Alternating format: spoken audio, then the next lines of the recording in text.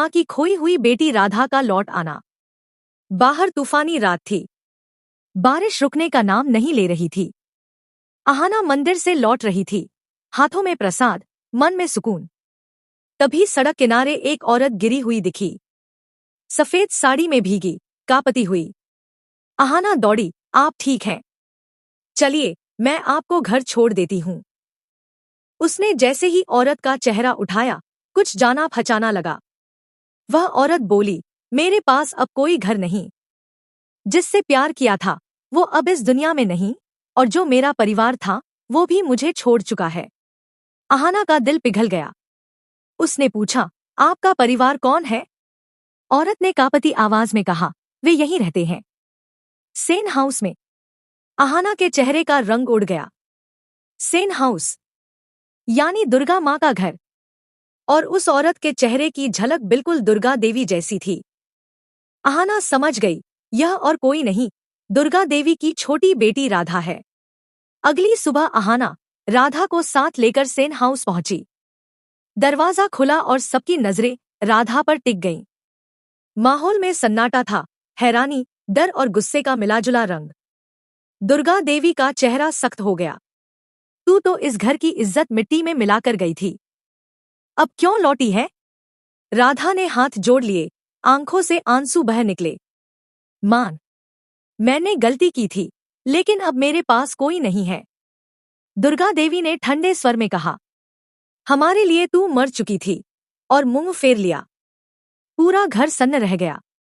राधा की सिसकियां अहाना के दिल को चीर रही थी। अहाना आगे बढ़ी, मान जी, एक बार सुन तो लीजिए। जिसने गलती की वो आज टूटी हुई आपके सामने खड़ी है।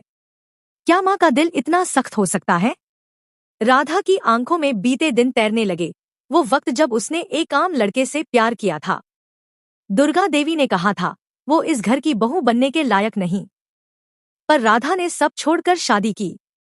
खुश रहने की कोशिश की, लेकिन किस्मत ने साथ नहीं दिया। एक एक्सीडेंट में उसका पति चला गया और वह अकेली रह गई। लौटने के लिए कोई घर नहीं था। अहाना ने उसकी कहानी सुनी और ठान लिया, इस बार मां बेटी का रिश्ता मैं जोड़कर रहूंगी। वो बार बार दुर्गा देवी से बात करने की कोशिश करती रही। मां जी, गलती सबसे होती है, लेकिन रिश्ता टूट जाए ये सही नहीं। दुर्गा देवी तड़प उठीं, वो सिर्फ मेरी बेटी नहीं थी, मेरी कमजोरी भी थी, और मैं उसे वापस नहीं लाऊंगी। राधा घर के बाहर वाले कमरे में रहने लगी। अहाना रोज उसके लिए खाना बनाती, दवाएं लाती, बातें करती। धीरे धीरे राधा की मुस्कान लौटने लगी, लेकिन दुर्गा देवी का दिल अब भी सख्त था।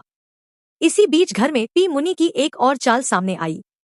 वही झूठी चाय वाली घटना जिससे अहाना पर आरोप लगे थे, वो उसी की साजिश थी। जब सच सामने आया तो सबने पहली बार अहाना की सच्चाई देखी। दुर्गा देवी बोली, बेटी, मैंने तुझे गलत समझा, लेकिन तू सच्ची निकली। अहाना ने नम आंखों से कहा, मान जी, अब एक और सच्चाई सुन लीजिए। राधा दीदी जिंदा है। दुर्गा देवी बाहर आईं। सामने राधा खड़ी थी। दोनों की नजरें मिली। सालों की दूरी एक पल में मिट गई। राधा कांपते हुए बोली, मां, अब और सजा मत दीजिए। दुर्गा देवी के होंठ कांपे, आंखों से आंसू बह निकले। उन्होंने राधा को गले लगा लिया। पूरा घर उस पल सन्न था, वही दिन जिसका अहाना को इंतजार था। दुर्गा देवी बोली, मुझे लगा था तुझसे दूर रहकर सुकून पाऊंगी, लेकिन आज तुझे गले लगाकर पहली बार चैन मिला। अहाना के चेहरे पर सुकून भरी मुस्कान थी। उसने एक माँ का टूटता रिश्ता फिर से जोड़ दिया था। घर में खुशियां लौट आईं। पी मुनि की चालें नाकाम हो चुकी थी। अहाना का रिजल्ट आया, उसने पूरे कॉलेज में टॉप किया। अर्जुन खुशी से बोला, मुझे पता था तू कर दिखाएगी। दुर्गा देवी ने कहा, जा बेटी, अब अपने सपने पूरे कर। 1 साल बीत गया। अहाना अब परिवार की जान बन चुकी थी। उसने अपनी माँ को भी घर लाकर सबका दिल जीत लिया। एक दिन अहाना ने अर्जुन से कहा, हमारा परिवार अब और बढ़ने वाला है। अर्जुन खुशी से उसे गले लगा लिया। अहाना माँ बनने वाली थी। घर में फिर से रौनक लौट आई, लेकिन इसके साथ आई नई पाबंदियां। दुर्गा देवी बोली, अब बाहर काम मत करना, बस आराम करो। अहाना मुस्कुराई, माँ जी, मैं अब रुकने वाली नहीं। काम और घर दोनों संभाल लूंगी। 9 महीने बाद अहाना ने एक प्यारे बेटे को जन्म दिया, आरव। घर में जैसे नया सूरज उगाया। दुर्गा देवी की गोद में आरव, अर्जुन की आंखों में खुशी और अहाना के चेहरे पर संतोष।